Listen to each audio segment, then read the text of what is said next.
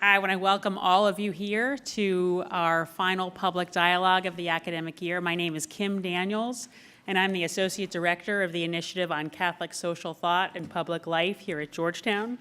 Thanks so much for joining us here tonight for Faith in the Faithful in the 2020 elections. Tonight we'll explore whether people of faith will have an impact on the campaign trail and at the ballot box, what that impact might look like, and whether faith can bring us together or will drive us apart. During these past weeks, we've seen especially strong indications that faith communities and faith-driven voters will play an important role in the 2020 elections.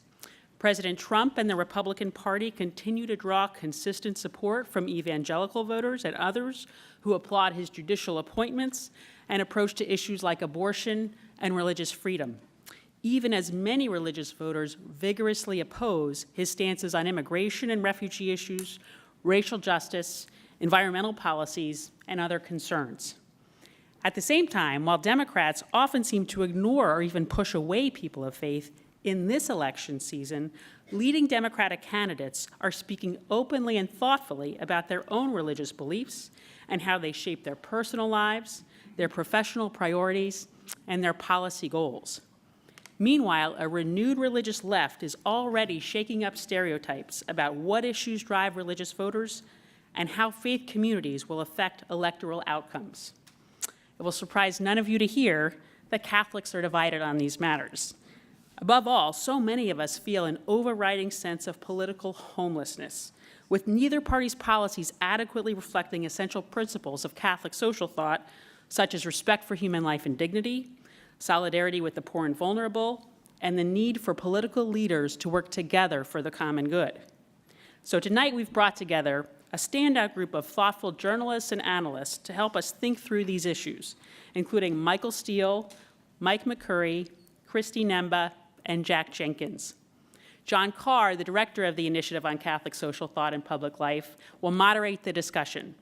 Before founding the initiative 5 years ago, John served for over 20 years as director of the Department of Justice, Peace, and Human Development at the U.S. Conference of Catholic Bishops.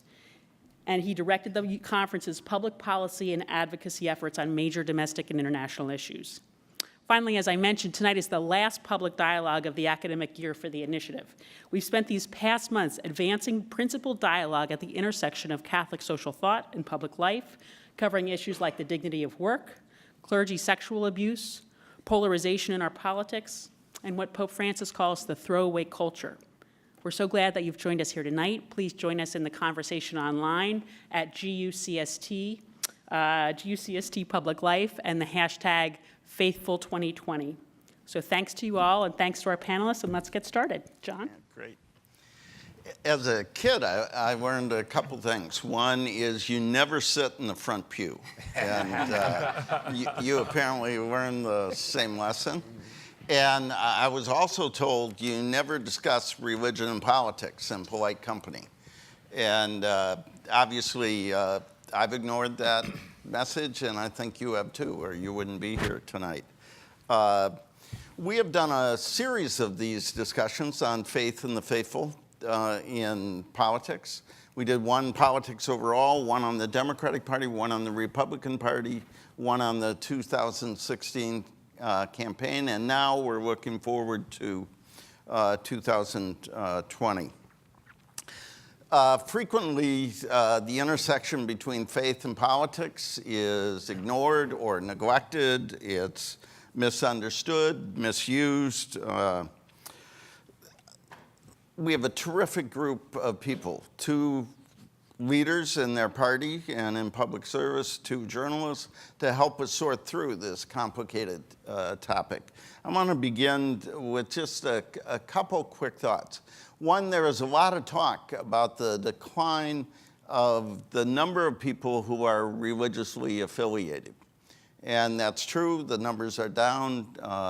Jack and others covered the nuns, the NONES, and we have talked about that in that setting. It's important. We know some of the reasons, not others. It's also important to remember, despite the decline, if you were to look at the electorate, people who are religiously affiliated, people who go to church every week or every month, are a huge part of the electorate, larger than the African American voters, Hispanic voters, liberals, conservatives, independents, or any of the parties. So while the number's down, the potential impact is great. Two, there's a particular part of those religiously affiliated voters that in some ways are unspoken for. White evangelicals tip very much towards the Republican Party. African American religious voters tip heavily towards the Democratic Party, Jewish voters as well. Catholics, E.J. Dionne has a great line. He says, there is no Catholic vote, and it's really important. If you chart the thing, Catholics have been on the winning side in presidential elections. I think it's 11 out of the last 12 elections. Doesn't mean we're all united. In 2016, it was 52-48 for Trump. White Catholics, 60-37 for President Trump. Latino Catholics, 67-26 for Secretary Clinton. In the most recent midterm elections, Catholics broke 50-49 for the Democrats. So unlike other religious groups, Catholics as a whole are divided, tipping many towards the Republicans, many towards the Democrats. I grew up in a bipartisan family. Thanksgiving was very complicated. But that 20% may be the group that elects the president, particularly when you look at Pennsylvania, Ohio, Michigan, Wisconsin, maybe Florida. Thirdly, and quickly before I introduce our colleagues, I think there's a new twist on religion and politics. And I think for some of us, politics has become the new religion. It offers us identity, meaning, a home. It has its own tenets. It has its own orthodoxy. You can be excommunicated if you don't toe the line, whether it might be on pro-life issues or abortion issues in the Democratic Party or Trump or immigration issues. Some people are at risk of being excommunicated at this table. But you know, if you don't worship at the altar of Trump, or if you don't follow the line on cultural issues, it's hard to find respect or acceptance in our parties. So the other thing to be said about that is, for a lot of us, we vote our class, we vote our ethnicity, we vote our partisanship, we vote our ideology long before we vote our faith. And so one of the questions whenever you get to a discussion like this is, does your faith shape your politics, or is it the other way around? So to help us sort through all this, what's going on, what's surprising, what is predictable, and what should we look for, we have a terrific group of people. We have two journalists. Christine Emba do they still call it the editorial board? Yes, they do. The editorial board at the Post. She writes columns, and she comes to the Post through a variety of interesting things. She was at the New Criteria. She wrote at First Things. She was deputy editor at the Economist, and we'll talk more about that. Jack is a journalist at Religion News Service. If you don't follow Religion News Service, you're missing important information on what's going on. You won an award from the Religious News Writers group, whatever that important group is called. We have one, yeah. For his coverage at Think Progress. Mike McCurry, you may recognize his face. He was press secretary to President Bill Clinton. He's the former co-chair of the Presidential Debate Commission, and now is a professor at Wesley Theological Seminary. And Michael Steele, who's just here from MSNBC. Thank you, Michael. Oh, sure. Former chairperson of the Republican National Committee, former Lieutenant Governor of Maryland, and most importantly, a resident of Prince George's County, which is where we live. I would remind you to join us at GUCST Public Life using the hashtag Faithful2020. So let's, beginning with Christine, what's going on here? I said some things are surprising, some things are not. We got 23 Democrats traipsing through Iowa, New Hampshire, South Carolina. They're trying to break out of the pack, and some of them are doing something unusual for Democrats, which is talking about their faith in explicit terms.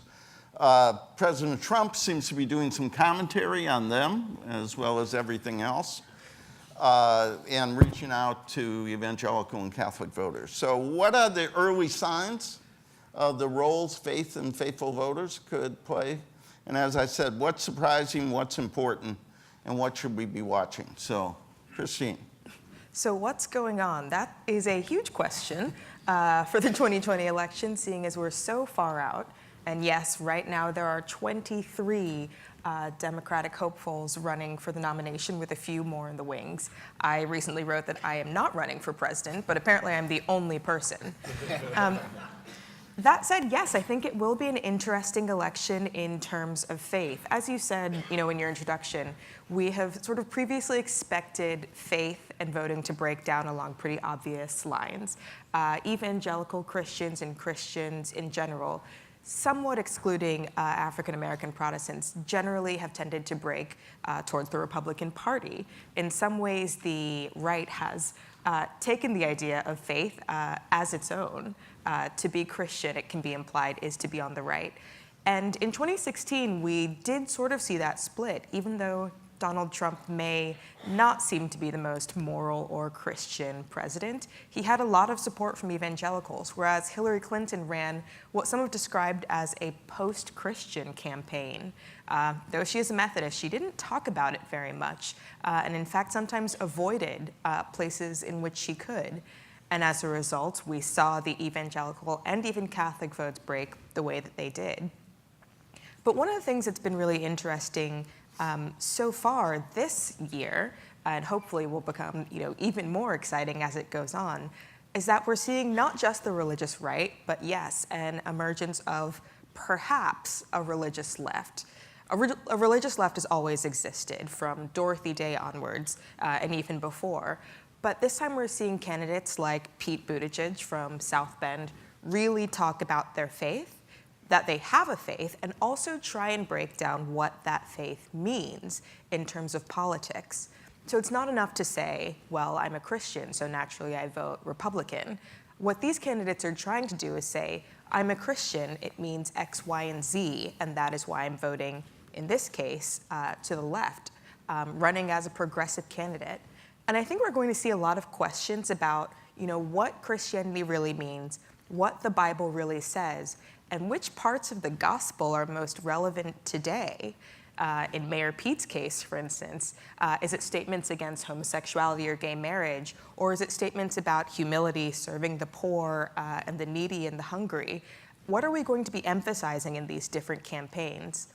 And I think as we see more Americans, beginning to move away from faith, while America is a largely Christian country, yes, the nuns, N-O-N-E-S, as you described, are the fastest growing denomination. And I think for many of these people, when they look at the church or look at faith, they want to see how it's relevant in their lives. And that means, yes, talking about how it works in real life, not just as a statement or an identity, but as a purpose for politics and for living. Which side can make that clear and compelling?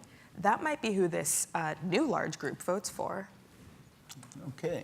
Jack, you're watching this, writing about this every day. It's actually been fun this year because I'm used to being like the one guy who's asking Democrats about God. And now there's like a lot of competition all of a sudden that people like suddenly want to, I'm not getting the same interviews I used to get because everyone else is asking for them too.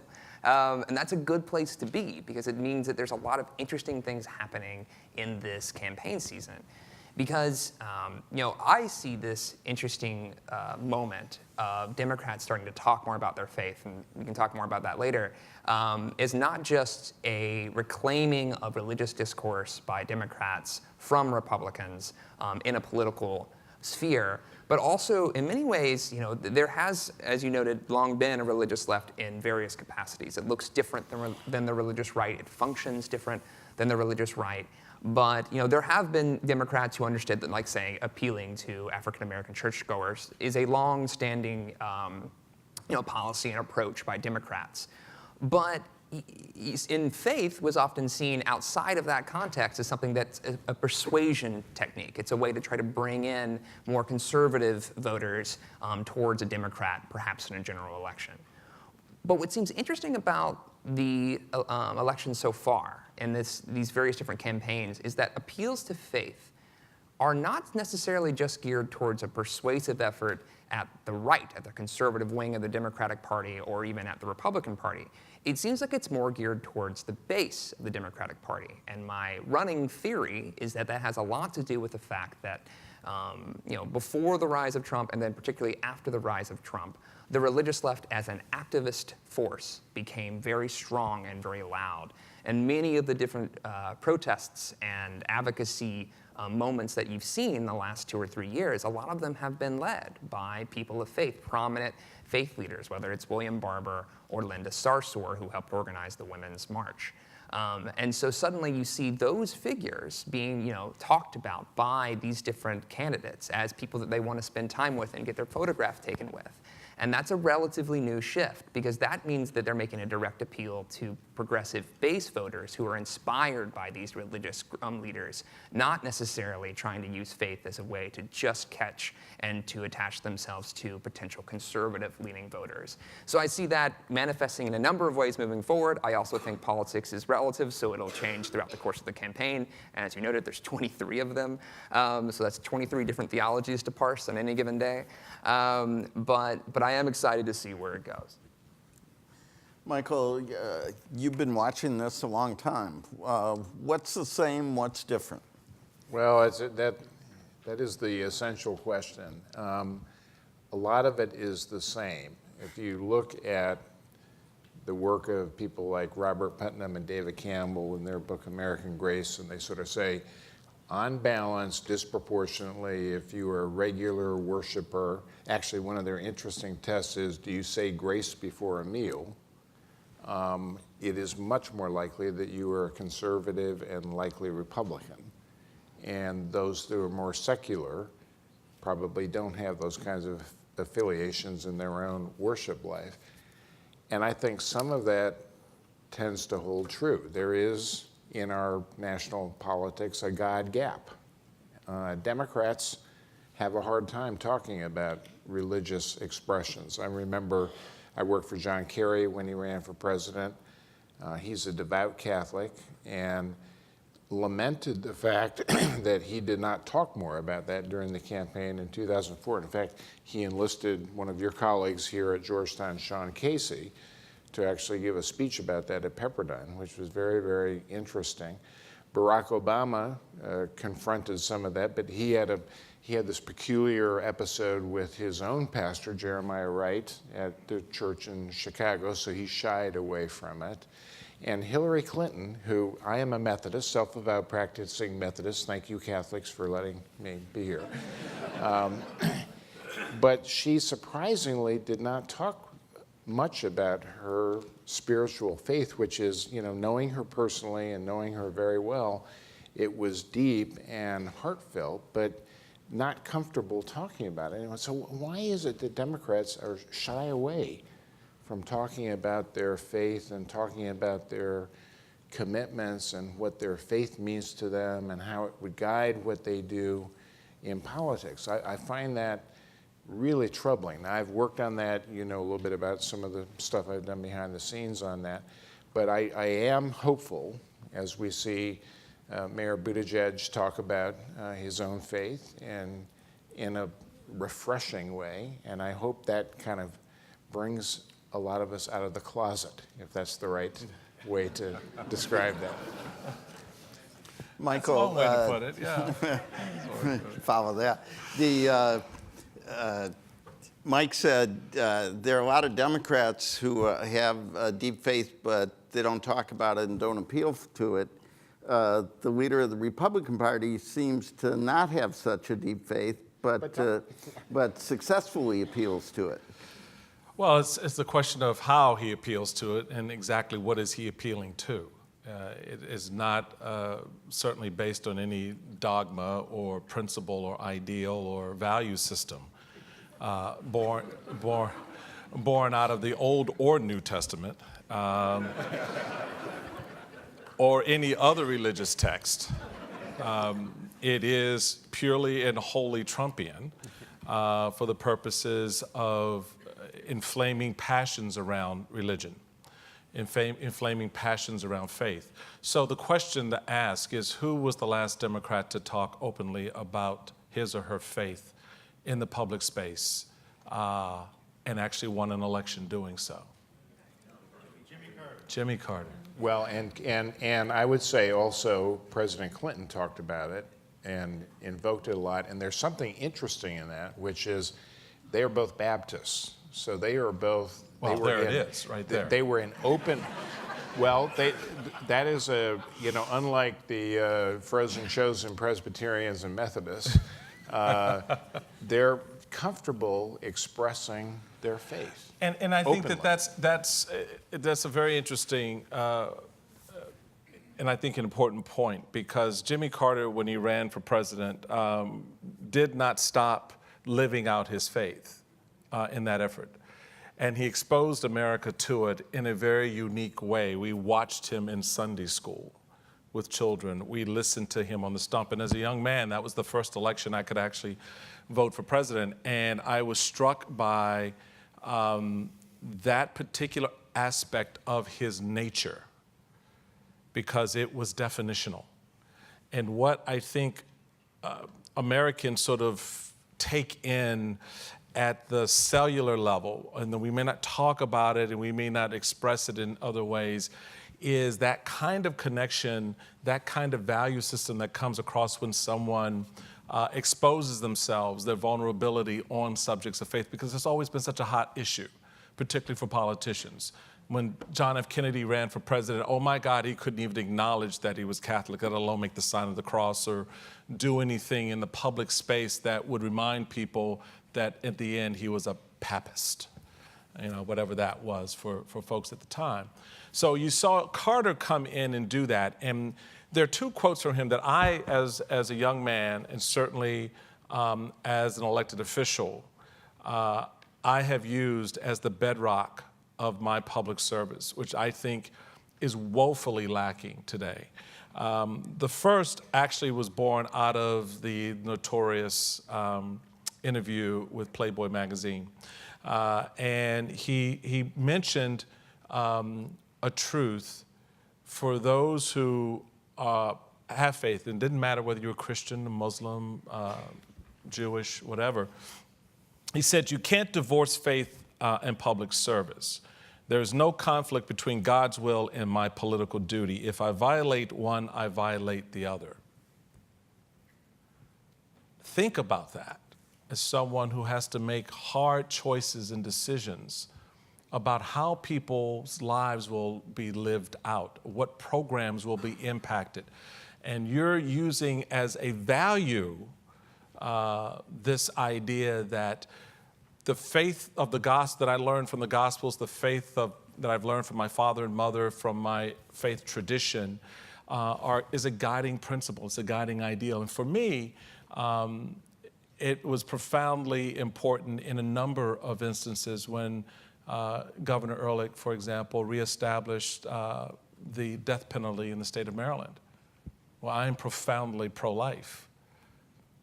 And I'm against the death penalty because I'm profoundly pro-life.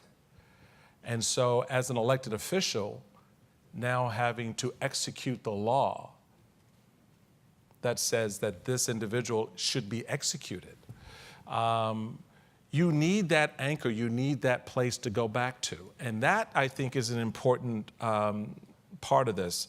And I think for the second quote that Carter said that sums it up in a broader sense, which really is sort of the calling card, the charge that public officials, those who claim the mantle of faith, by the way, those that wear it on their sleeve and like to talk about it and like to preach about it. Well, these are the two tests. The first being, do you divorce your faith from your practice, from your politics? How can you be personally opposed but? What's the rationale do you use? And the second, he says, I have one life and one chance to make it count for something. My faith demands that I do whatever I can, whenever I can, wherever I can, for as long as I can, with whatever I have to try to make a difference. When you put those two together in the context of today's discussion, whether it's from Pete Buttigieg or Donald Trump, the question is, how do they apply this as a standard?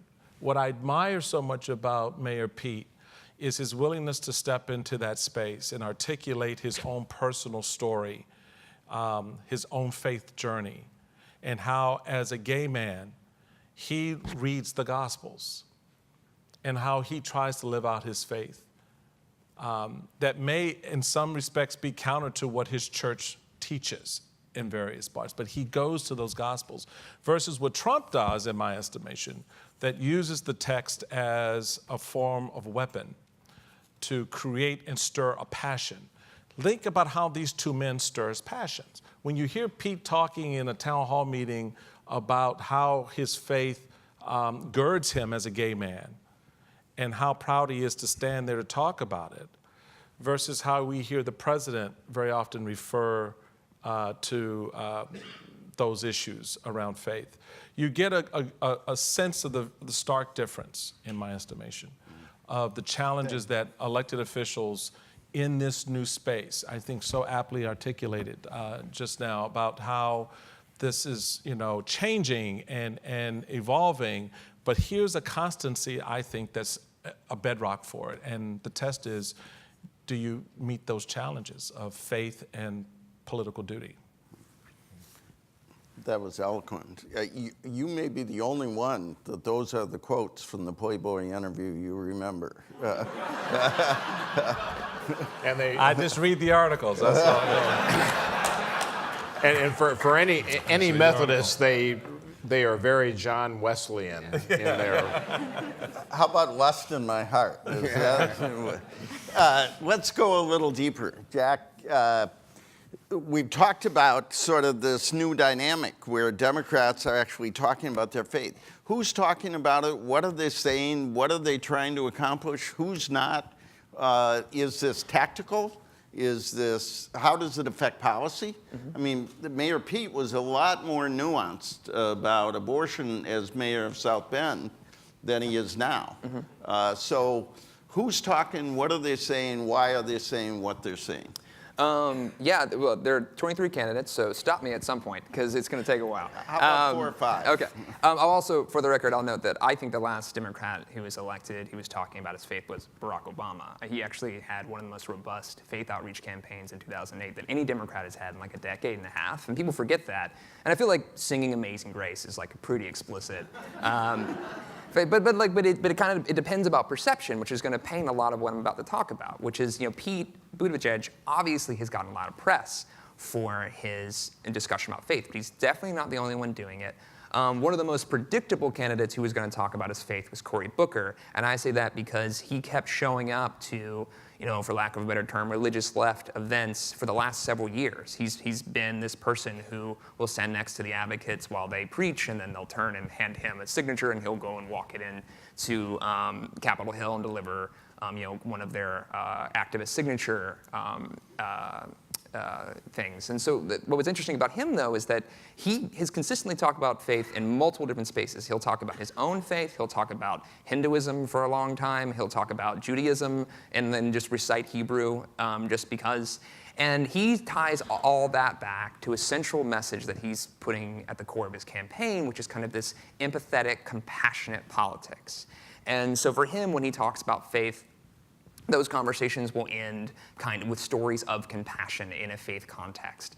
And another person who talks about faith is actually Elizabeth Warren. And the best way to explain this is actually with a story, which is that last year around this time, there was the Festival of Homiletics here in Washington, D.C., which is a bunch of mostly white liberal mainline pastors that meet to talk about preaching.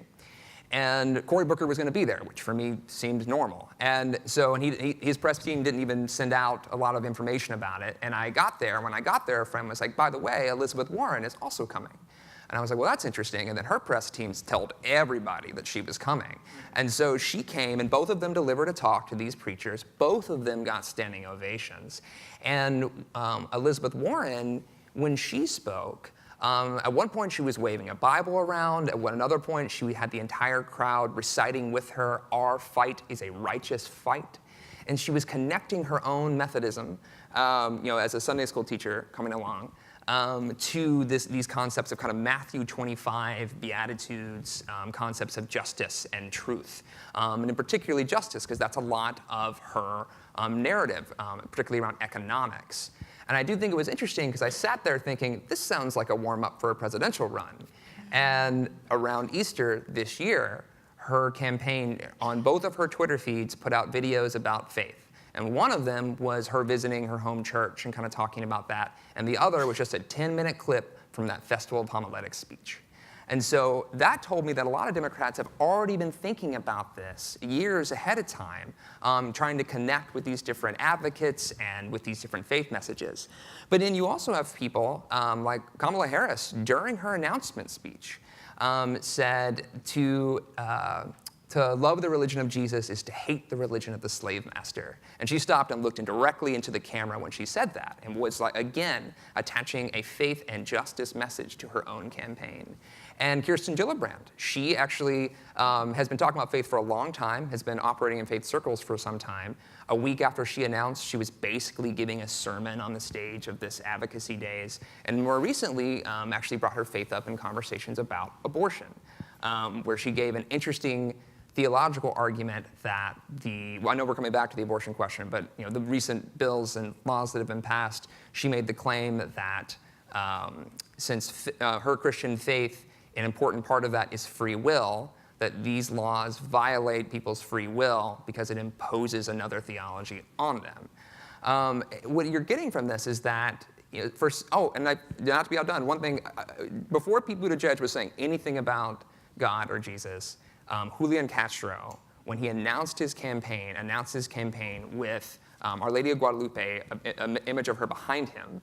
And then when he gave his announcement speech, he gave it in Guadalupe Plaza, across from Guadalupe Church, where he noted that he had been baptized, and right down the street from Guadalupe Street, and he told me that was not unintentional. And people forget, Julian and Joaquin Castro's mom used to be on the board of Network, which is the Catholic social justice lobby run by Sister Simone Campbell, who you might know as the nun on the bus, who spoke at the 2012 Democratic National Convention. So I give all that context to say, one of the things that's really interesting about these candidates is that a lot of the rhetoric that they're using, a lot of the language that they're using, has been years in the making and comes out of these progressive faith circles that have, some of them predate this election by decades, but a lot of them are kind of in the last 4 or 5 years. And then, of course, you have Pete Buttigieg, and I'll close on this, which is that I think part of the reason he talks about his faith is because it's genuine. I think you should take candidates at their word that their faith is, is something that they care about. But also, it sets up the precise contrast that you talked about, Michael Steele. Like he gets to claim the moral high ground because it's kind of easy from his perspective at this precise moment, and it cuts off any sort of right-wing criticism of him. And what I think is interesting is that by talking about his faith and being an openly gay man and articulating that there's no contradiction between those two things is, one, a success for LGBTQ faith advocates who've been talking about that for decades, and two, makes it interesting when he actually ends up carving out spaces that put him on the conservative end of this Democratic slate of candidates. Because when he talks about Chick-fil-A, or when he talks about being, kind of amenable to folks who might have different perspectives about same-sex marriage, that actually, I've heard evangelicals say, that Pete Buttigieg guy, he's all right. Like, evangelical leaders say that. And that to me seems both genuine and tactical at the same time, which is a convenient marriage in politics. The difference between marketing and mission is interesting. I meant to mention for each of you, you're a graduate from Presbyterian College, Harvard Divinity, you played the harmonica and the ukulele. And you were talking about this, writing about this long before others. Michael, there's sort of a celebration. My God, they're talking about God. Is there any place in which their faith cuts against the progressive consensus? You mentioned Clinton and Jimmy Carter and Barack Obama. All of them were pro-choice. All of them said you shouldn't have to pay for someone else's abortion. They supported the Hyde Amendment. I don't know if that's tolerable in this Democratic Party. Where are there, at what point does faith sort of push against the consensus here? Well, part of the question is, does faith push against any consensus in the Democratic Party? Because religious vocabulary is not necessarily familiar to so many Democratic voters who are disaffiliated. You cited the fact that so many of the young people are now unaffiliated with organized religion. Now that may be a reaction to organized religion less than a comment on spirituality. But I think there is a real question about how people apply doctrines of faith to important moral issues. Now we go back to Mario Cuomo with the original formulation of saying, well, my church teaches this, I believe in my church, but I don't want to impose that view on everybody else. And you're right, we're talking about abortion because I think that's a very timely subject even on this day. And President Clinton's formula was abortion should be safe, legal, and rare. But I think we are moving to a place, at least at my party, where the codicil would be it should be rare but safe and legal. So we preserve the legal option, but I think a pro-life posture is not just pro-birth. It's taking care of and fostering and nurturing children who are born into places where they might not otherwise get the kind of sustaining, nurturing support that they need from a community of a common good. And that is an obligation we all have. And not just Catholics, but everybody who believes in some sense that there is a common creation and a common good that we need to uphold. You all know Michael was Bill Clinton's press secretary, and I'm very That's right. So what I do now at Wesley Seminary is called the Doctrine of Atonement. I love your line. At one point you said, you tell the truth very slowly. But went to Princeton, Georgetown, has a degree from Wellesley, teaches there now. As at Public Strategies. I don't want to glide over that. Those of you from Georgetown, connected to Georgetown, the program in liberal studies, which is in our School of Continuing Education, is a terrific, terrific program. And kind of I got my master's degree. In fact, I actually got my master's degree in this very room as part of that program. But that is, if you have any connection or any desire to kind of go on and do some fun stuff, that's a program you ought to look at. Well, and alumni are always welcome to contribute to the initiative. Yeah. I knew that was coming. Yeah.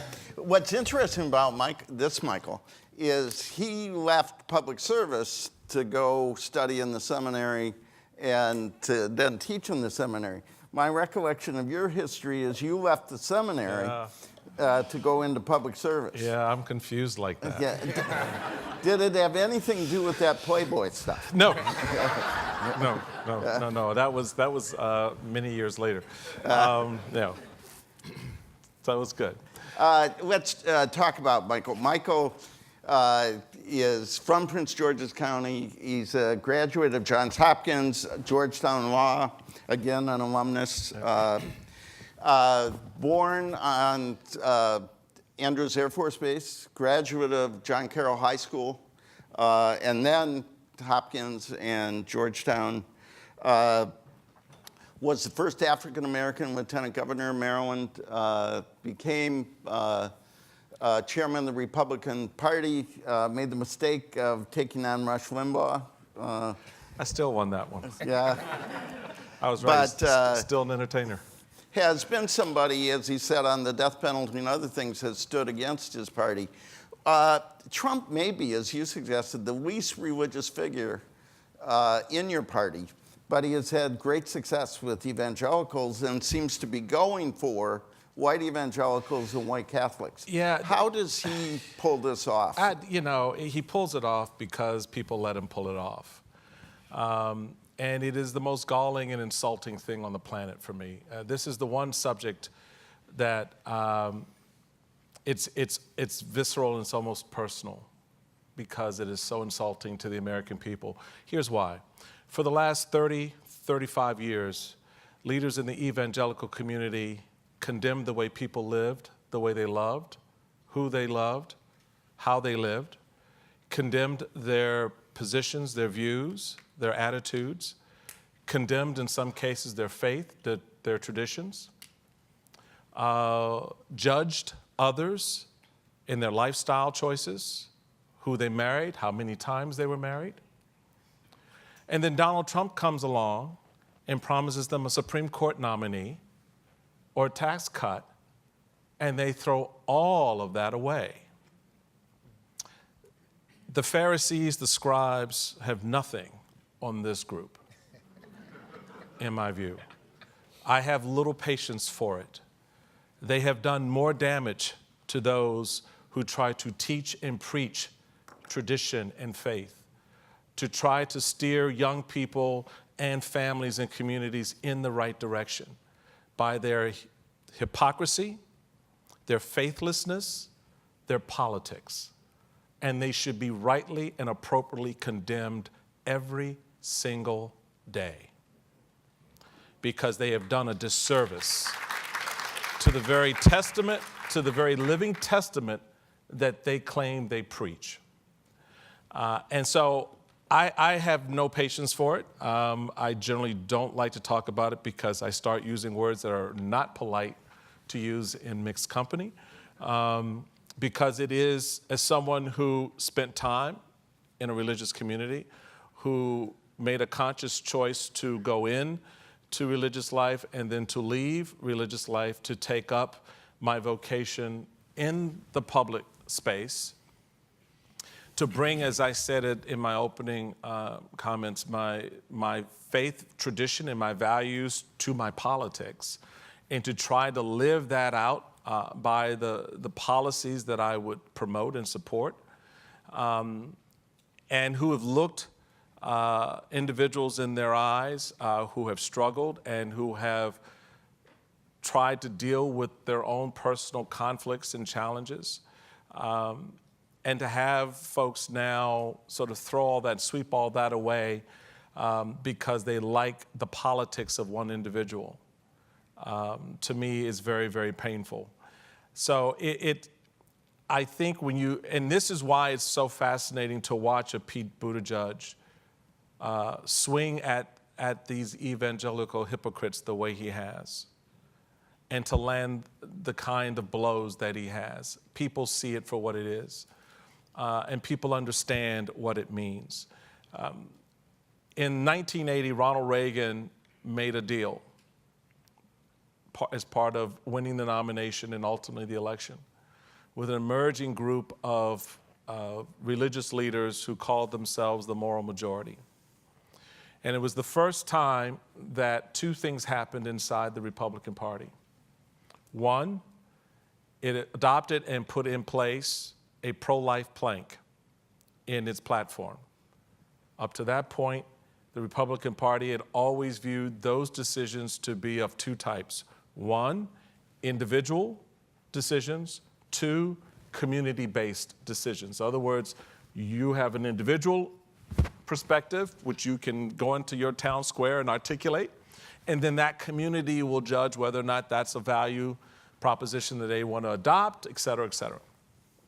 For the first time, we politicized something so personal as the birth or death of a child. Two, we brought into the political fold this religious context in which we would now, in addition to talking about taxes, talking about the Constitution, talking about the role and size of government, we began to take on things that touched on values, family values, abortion, etc. And it is then that moment that I think we began to see a slide away from, in this country, a slide away from what was an opportunity for religious leaders and others to sort of stake their claim in that space. You know, as I like to say, I go, and the young man said this to me when I was running for the U.S. Senate. He said, you know, one of my problems I have with what's happened to the party is that, you know, I go out into the public and I do things, and you know, I've got the politics, the party, and all that stuff. That's Monday through Saturday. When I go to church on Sunday, I don't need to hear from my politician. I need to hear from my priest, my preacher, et cetera. And so when we start to conflate our faith and our religious practice and our traditions into the fabric of our politics, Supreme Court justices matter more than whether or not you violate the 10 Commandments. Tax cuts matter more than whether or not you are of someone of the kind of repute that I could look at my children and say, this is someone you should follow. Can I respond to that a little bit? Because Briefly, and then I'm going to Christine. this is kind of the heart of the matter, because faith does instruct the way in which we operate in the public square. And you can separate your faith and say that there's this wall of separation that Thomas Jefferson talked about writing to a bunch of Baptists in Connecticut, I think. But if you leave that out of the way in which you form the actions that you take in the public square, then you're negating what your faith requires of you. It's a Matthew 25 commitment that we have got to make. And the explicit call upon those faith commitments to demonstrate why we do what we do in the public square is not something that we ought to shun or run away from. Now, it can be misused, and you correctly point that out. But I also think it can be embraced in a positive way, and I wish we would see more of that, particularly on my side of the spectrum. I want to go to Christine. Part of it is, if politics is not about fundamental values, then it's just about power, just about money, just about ego. So questions of life and death, questions of war and peace, who moves ahead, who gets left behind, our faith does push that. It's not the only voice, but it is a voice. You don't cover, Christine, the everyday stuff in the same way Jack does. You're not an official of a party or a former official. You think big thoughts. And we need big thoughts. People ought to know you went to Princeton, you grew up in Richmond, you work for the Economist Intelligence Unit. That is a great thing to have on your resume. It's a great Economist title. Intelligence. I don't know a lot of Washington Post columnists who worked for National Review and wrote for First Things. So, and the thing I saw that you ought to check out, the Post apparently has a thing where you respond to hate mail that you get for your columns. And Christine, I watched on the video trying to explain very calmly why she believes what she believes. And in some cases, talked about your faith. You talked about the religious left and the religious right. What about the religious middle? Those of us who are just trying to live with some integrity and some consistency and going to make choices. And they involve the poor, they involve the unborn, they involve immigrants, they involve respect for women. That's the kind of thing you've been trying to help us think about. What's your take in the middle of this back and forth? How do you live with integrity and fidelity in the middle of this partisan war? Right. I try to be an ideas person. My ideas are not always correct, but I'm willing to take feedback. I do think that this debate about religion in 2020 actually reflects a number of, yes, macro questions that we'll be talking about for years to come. As we've, I think, all mentioned at some point or another now, America, yes, is a religious country, but people are becoming increasingly irreligious. And when they do that, they either leave the institutions, perhaps because they've lost their faith in, say, the Catholic Church or their evangelical church, or they increasingly will turn their religion into an identity marker. So it's not that they necessarily practice their evangelical faith or tie that to the way that they live their lives, but they are just people who go to church on Sundays like the people in their neighborhood. That's their faith. And that's really all that Christianity or any other religion has to say about them. And so when we look at the difference or the seeming difference between the Republican Party and the Democratic Party at this juncture in time, it's exactly what, Michael, Steele, you were saying. There's one side that seems to be using religion as kind of a blunt object, almost, a bludgeon. And instead of talking about, yes, living religion in your everyday life necessarily, what does it mean to be just? What does it mean to be merciful?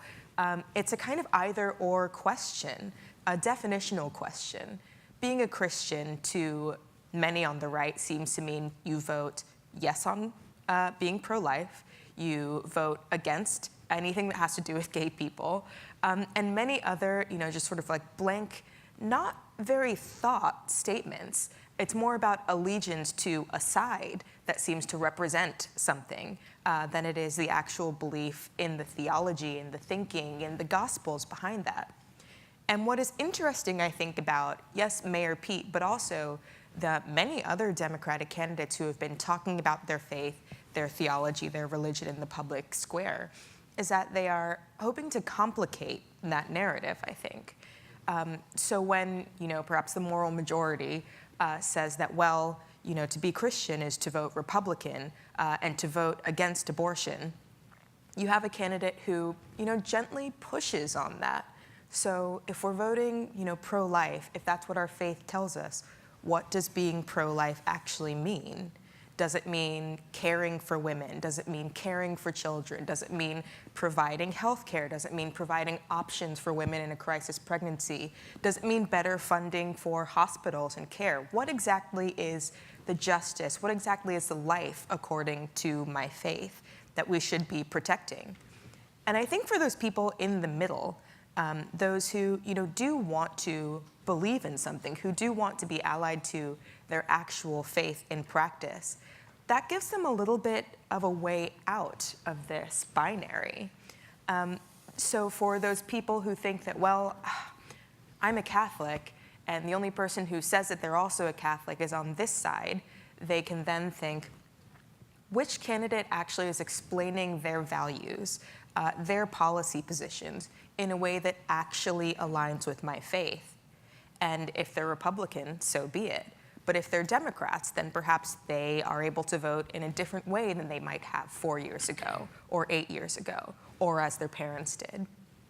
And then for those people who, perhaps have left institutional faith, those nuns or those people who, don't necessarily practice anymore because they feel the church has failed them.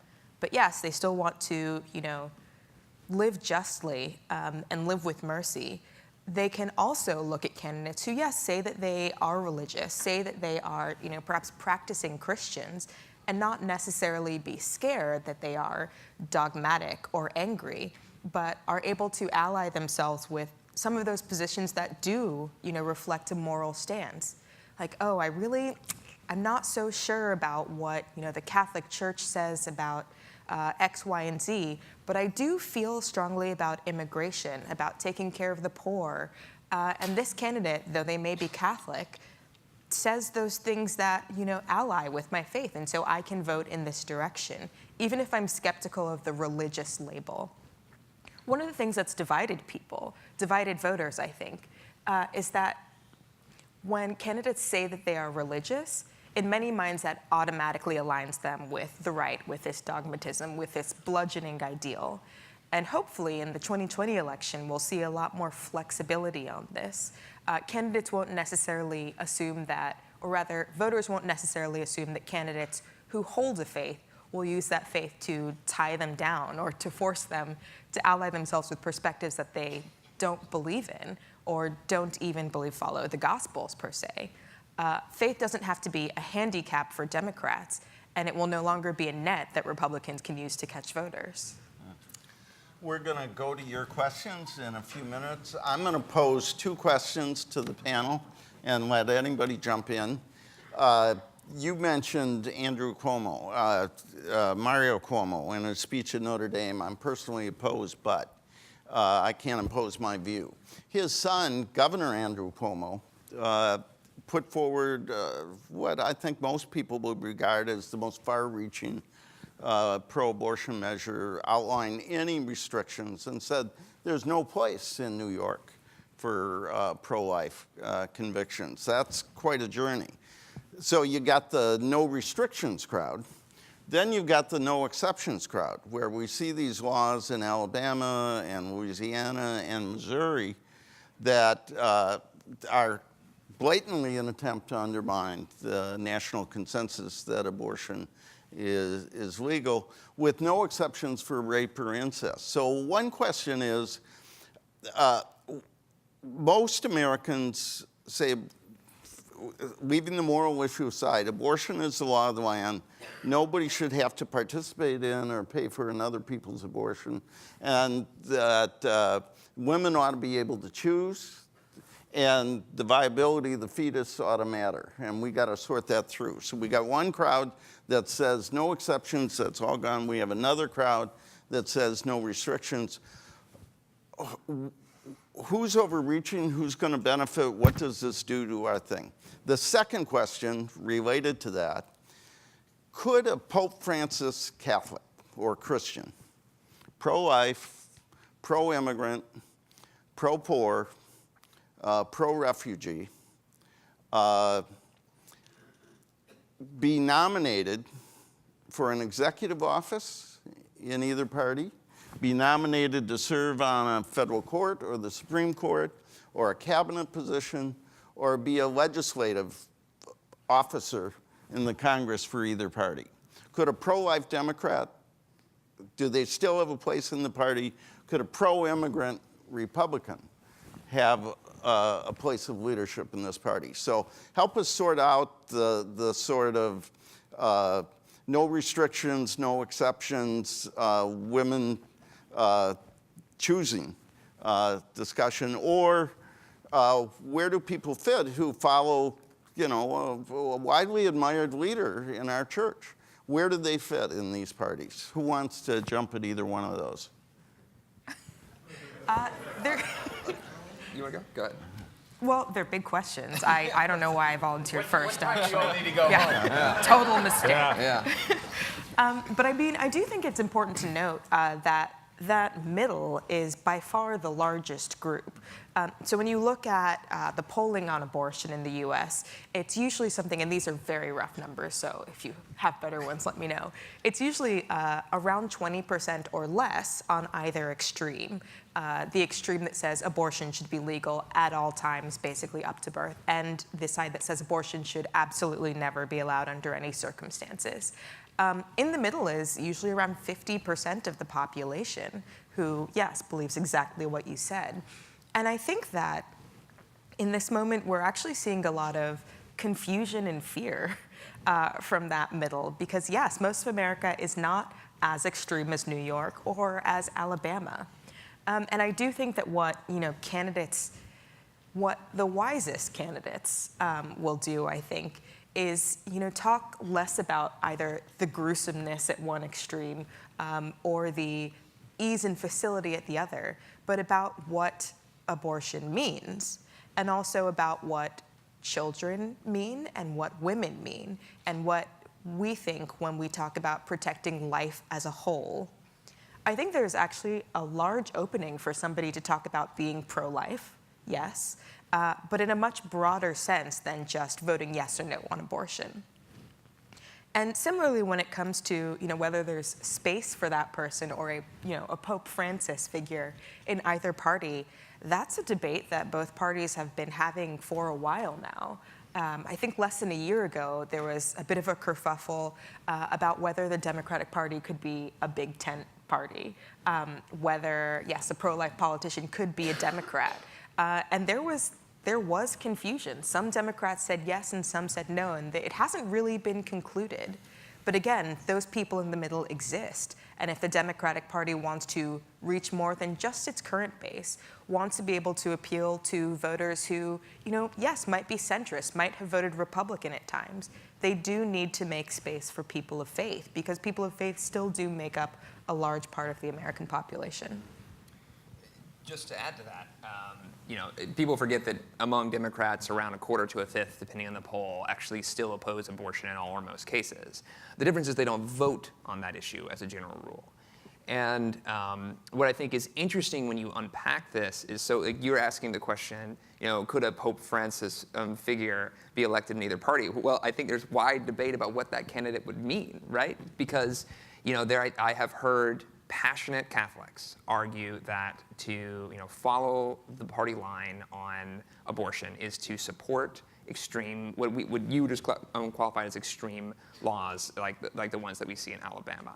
I have also heard deep abiding Catholics who go to Mass every week argue that the best way to get rid of abortion is to allow for it to have access and allow contraception and things like that, that they argue that reduces the number of abortions over time, and then taking these, what they would describe as draconian measures, only sets you back in that regard. And so if someone interpreted themselves as a Pope Francis Democrat who took basically the party line on immigration and the climate change, things like that, and then economics, which depending on which version of you're reading could put them closer to the Bernie Sanders wing, but then also took that, they could argue that they are towing the line on a Pope Francis agenda. It's unclear I don't think the Republican Catholics would agree with that assessment. So I think what's interesting in this precise political moment is that there is that statistically real middle, that even among young millennials, where when you get past the legal or not legal question and ask millennials how they feel about abortion, it gets way more complicated real quick.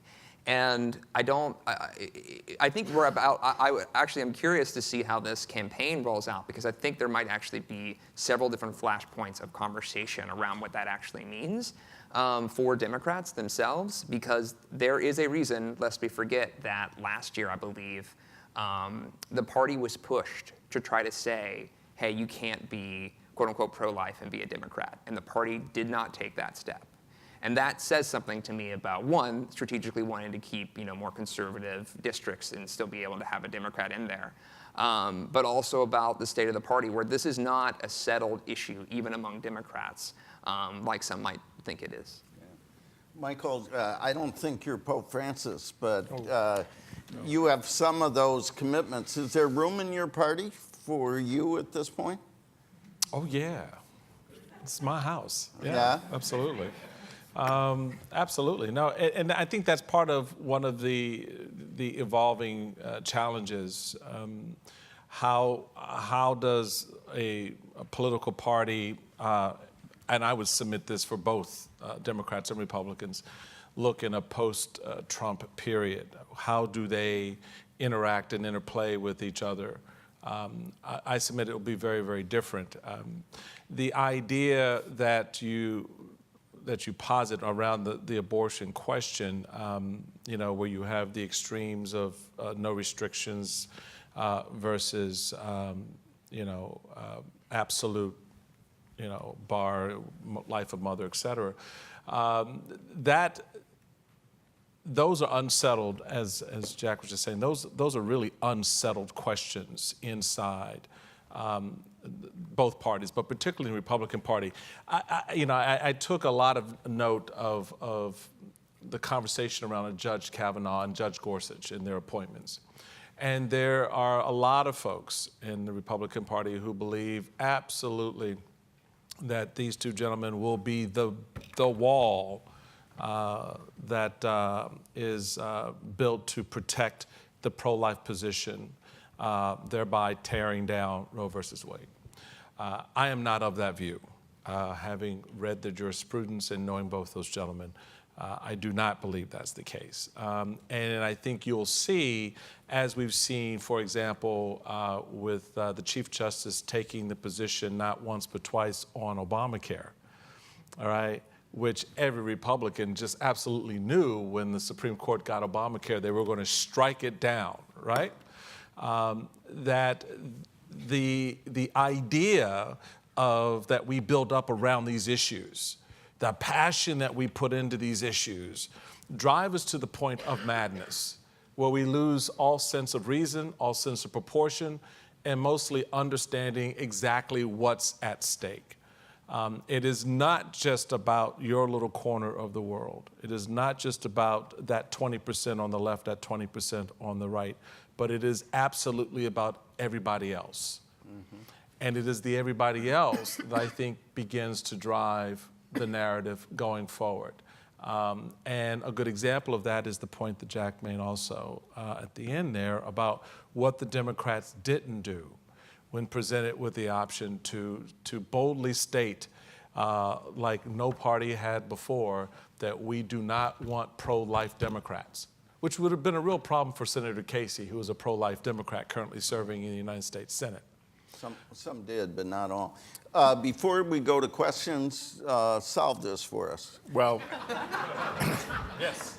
I tried to formulate it earlier. I think there's an obsession with this issue that is because it's Alabama, because it's other things that have been in the news. But there's a broad consensus in this country. Abortion should be, Clinton said safe, legal, rare. I would say we probably have moved towards rare but safe, legal, and I think that's a broad consensus. And I don't think that's going to change. I don't think it's, I don't think any politician running for national office is going to try to go too far outside the boundaries of that discussion. However, if you really want to bring a Pope Francis culture into our politics, then what about all the other stuff that he talks about? Who is going to stand up and defend SNAP, the programs that feed kids? We have 1 in 4 or 5 kids who face food insecurity in this country. They don't know how their families are going to put food on the table. And they go for a weekend sometimes without any idea of how they're going to eat for that weekend. Now, what is that? And where is the outrage about that? And what are we doing about that? That is what, I think the Pope, I can say this as a Protestant, I think the Pope challenges us to address those issues, and he seems to be more focused on those kinds of questions than the questions about conception, life, abortion, all this other stuff. Yeah. So, hunger, poverty, income inequality, housing opportunities, what are we doing on those issues? That's where the response of the faithful community needs to be directed, in my opinion, to those very fundamental things that are about opportunity and giving people a quality of life, beyond just whether they're born in the first place.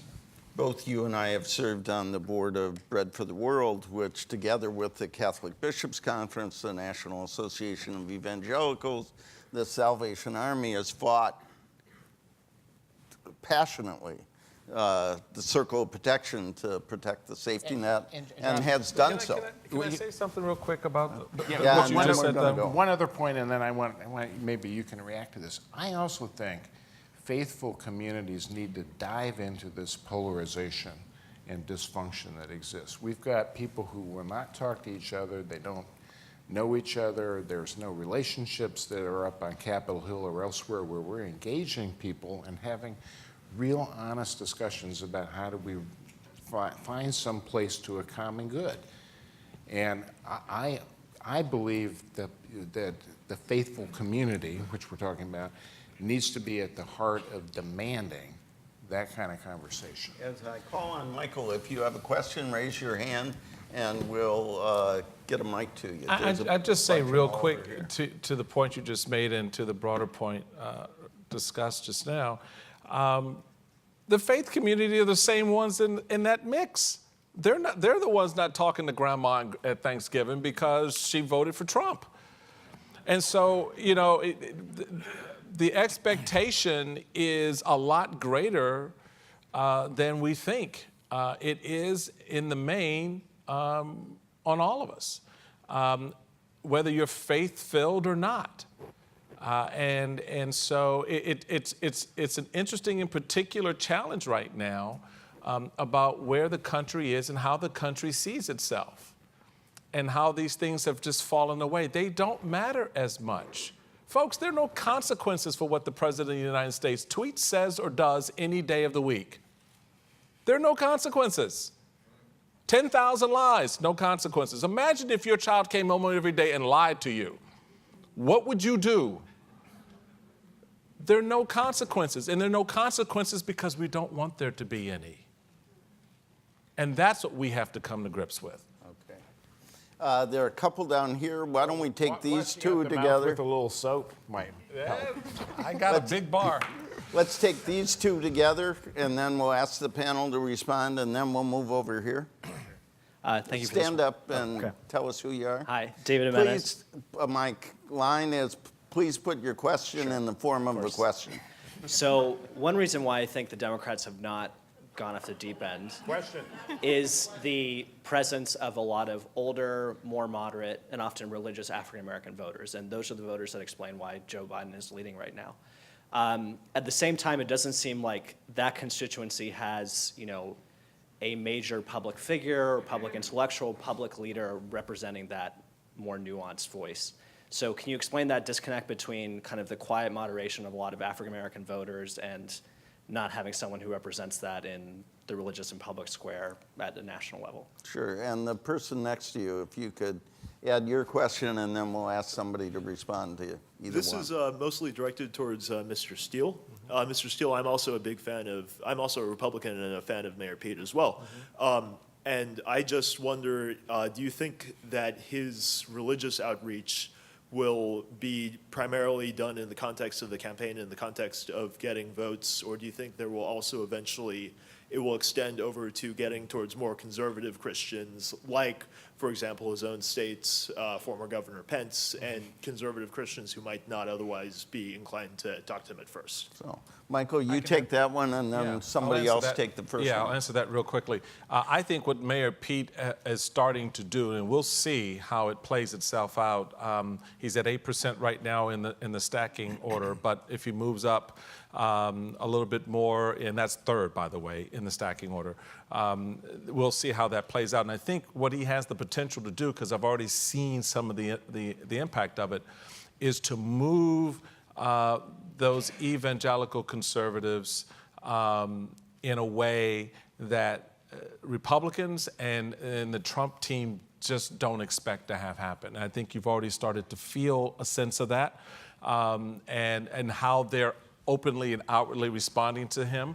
The fact that Mr. Graham came after Pete recently when he talked about his faith in being gay, showed and exposed the nervousness that they have about his relevancy in that particular culture / community. So stay tuned on that. There's more to be developed there that'll be very interesting to watch, because it will, I think, signal a shift in that very, very tough middle, to move in a way that neither political party really expects, and it'll be interesting to see how both respond in time.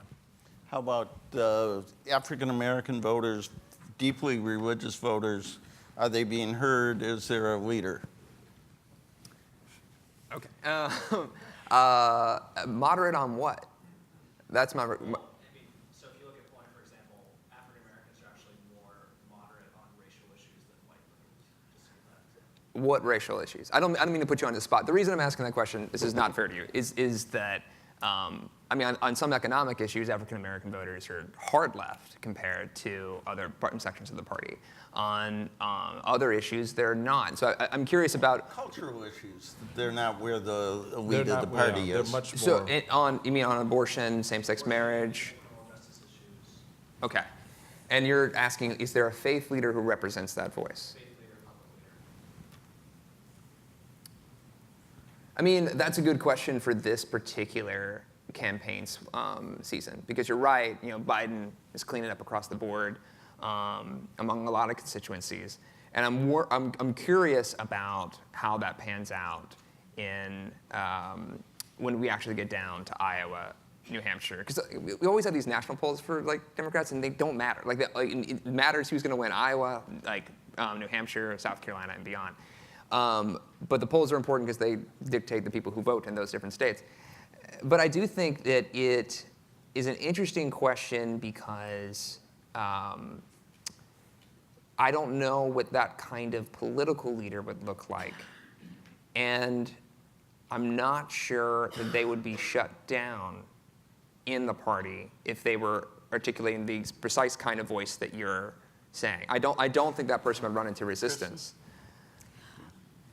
Yeah, when I'm trying to think of who that person would be, it is hard to bring a specific figure to mind. I mean, there hasn't been an MLK Jr. for quite some time, since Martin Luther King Jr. That said, the question of what African American voters are moderate on is kind of a reflection of what much of America is moderate on. I do think that it's, I would say, almost well understood at this point that many of the elites on the left, party elites, and those who have huge Twitter followings are, yes, far more to the left, in fact, running ahead of the majority of the Democratic Party, and certainly the majority of everyday voters who are not necessarily 100% ready for full socialism, for example.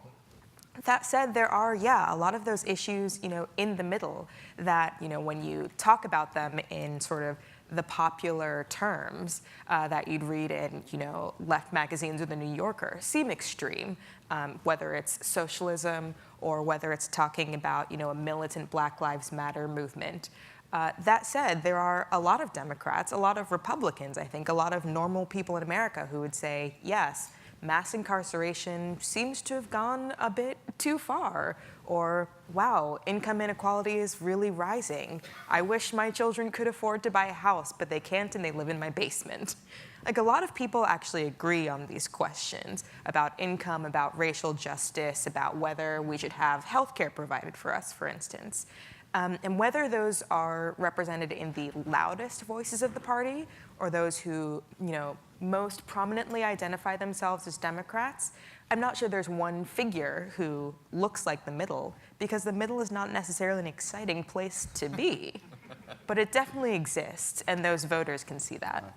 One place you ought to look, we had on our panel on the Democratic Party a young man named Justin Giboney and the AND Coalition that has some of the young guy was elected as a delegate and is pro-life and found himself not shut down, but they tried to. Interesting young leader. Okay, we have a couple here and then one over here, and then we're going to begin to wrap it up.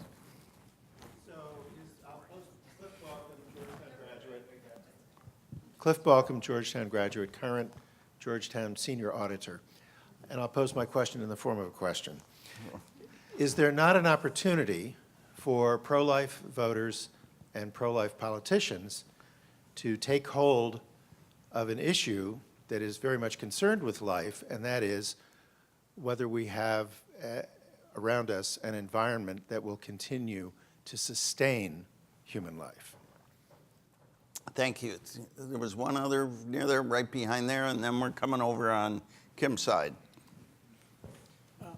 Kevin Sullivan, Georgetown Alumni Foreign Service School. To Jack, there's a large sector, or not a large, but there's a sector of the evangelical Christian community that is very green. The Rick Warrens of the world. They've done manifestos, they've thought this through, they take the issue of climate change very seriously. Will they break from the kind of you would call the stereotype of the white evangelicals and move to the center? The second question is, an emerging issue maybe on the left is the question of reparations for slaves, slavery. Will that become an issue in the election? Big issue, I can see Trump using it. And the third issue is, in 1995, Mike and a bunch of us were fairly engaged in the whole question of Clinton pivoting to school prayer, which really he went to the center, a lot of opposition on the left of the party, but he successfully found the middle there. And now I see in the Washington Post article, school prayer is creeping back in as an issue in Kentucky. So I'd be interested in your views on those issues. 3 questions. One over here, and then we'll give the panel a chance. Neil Bliven with the fundraising staff at the university. Mr. Steele, are there any rumblings within the Republican Party about starting a splinter group or maybe a coup from within, perhaps some kind of covenant constitutionalists inspired by the New Testament, the New Covenant, yet constrained by the U.S. Constitution? So, environment, climate change as a pro-life issue, splinter movement within the Republican Party, reparations, discussion here about the implications of slavery. Who wants to take a stab at one or all? I'll take the one that's directed to me, obviously. Yeah, there's a lot of confusion right now. There's a lot of frustration. You've seen very prominent Republicans leave the party over the past year. I'm not one of those. I have a very simple philosophy. You heard me state it already. It's my house, and I'm not leaving. And the why I say that is very simply, if you are invited to my home, and you come in and you sit down and we have a conversation, in the midst of that you start taking my pillows and throwing them on the floor, and you go into the kitchen and start breaking my mama's fine china, and you rip down my drapes and you throw paint on my walls and you cuss out my children, do I leave or do I kick your behind out?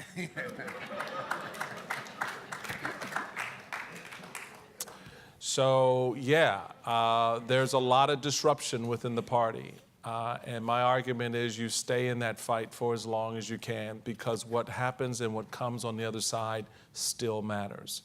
The country wants, needs a viable political party from Republicans.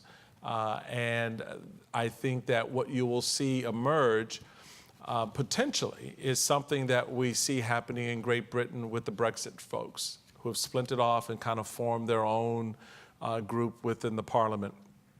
Some have argued in the House, you have that with the Freedom Caucus, but not so much. So yeah, I think that potential is there. Will it be realized? I doubt it. I think there's more battles that folks want to have to sort of keep the thing together as much as possible on the other side of this. So, environment, climate change, green, Christianity. I'll do that real quick. That is an important constituency in evangelical circles. You know, there's a group called Young Evangelicals for Climate Action, YECA, that's been around for a while. And they've been active for a while. And I do think there has been lots of different rumblings in that area. But I do want to point out that those rumblings happen what's often referred to as an institutional level of evangelicalism. And there is a divide right now that's pretty pronounced between institutional white evangelicals and the rest of evangelicalism. Some articulate that as a byproduct of what's often described as Christian nationalism, which actually kind of gets back to something you were talking about, where identity becomes more important than whether or not you're actually abiding by a specific theology.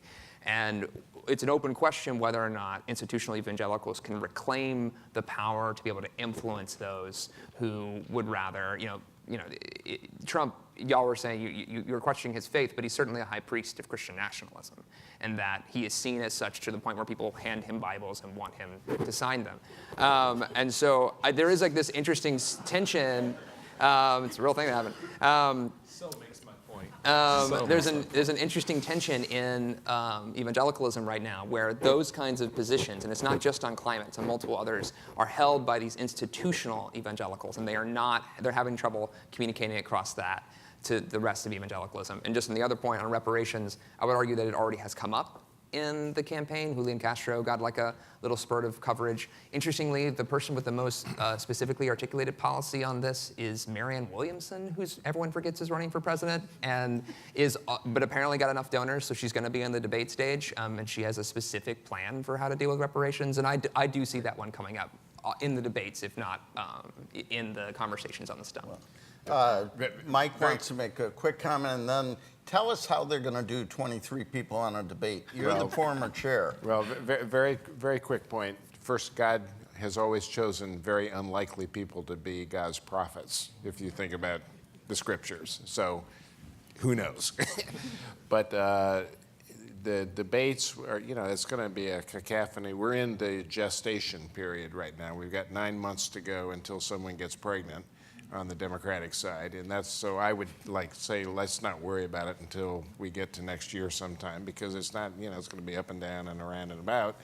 And people will emerge. And I think, to tie it into some of the other stuff, I think our younger voters, 18 to 35, if they step up and really participate and make a difference, that's where you see young evangelicals are on fire about protecting God's creation.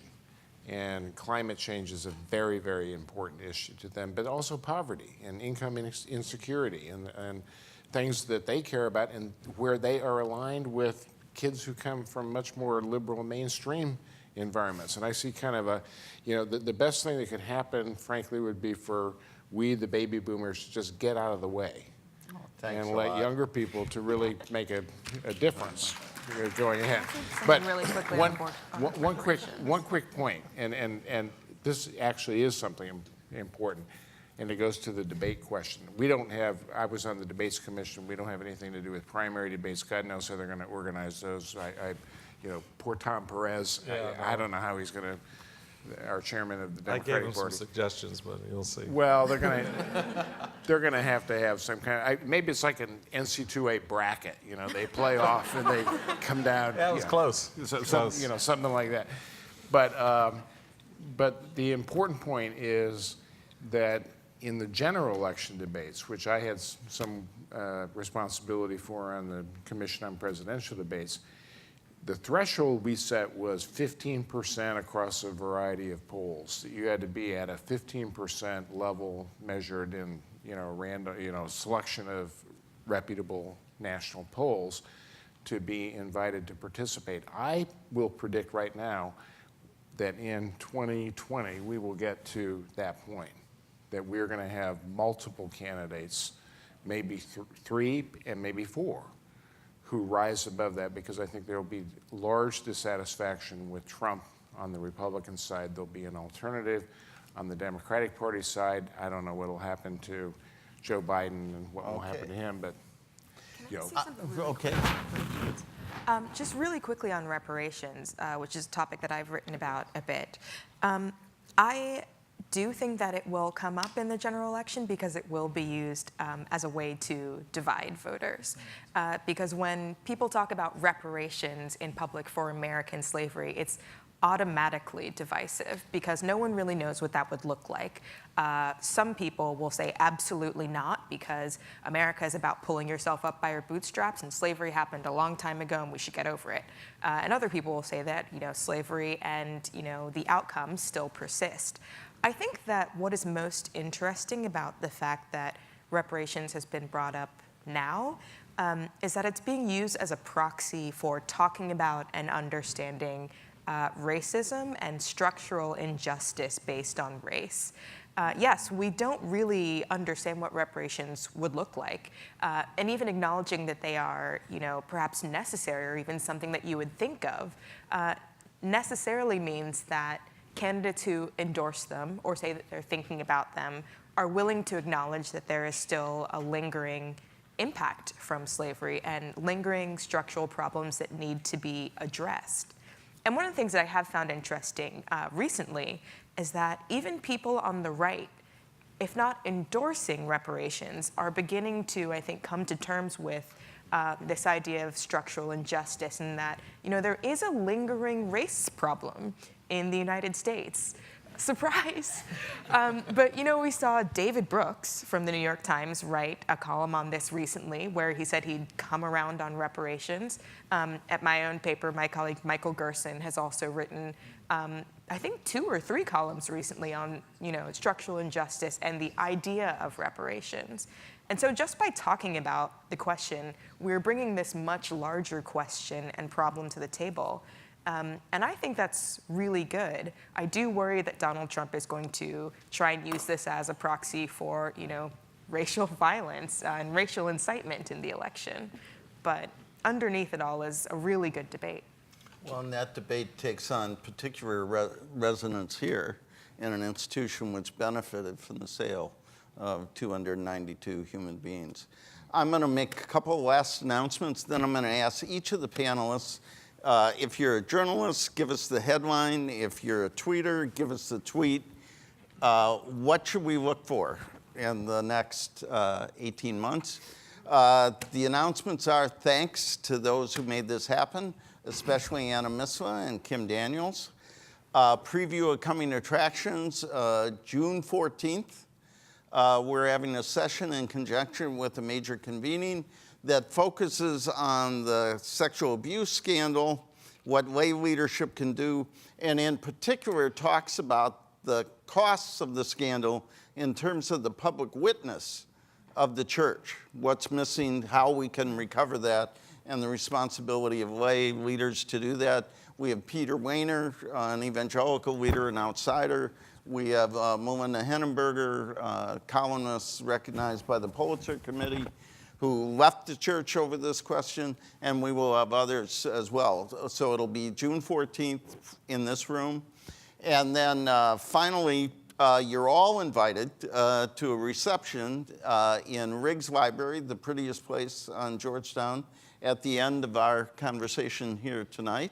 So a tweet, a headline, a sentence, what should we look for in 2020 on faith and politics? Let's begin with Jack. I can't do a Twitter thread? Can't do that one? No. Okay. 240 characters. The religious left, it's not what you think it is, and then attach a GIF of a guy having his mind blown. Kristen?